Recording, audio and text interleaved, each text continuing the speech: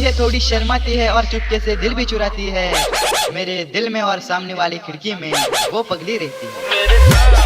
Ayush, Pranil,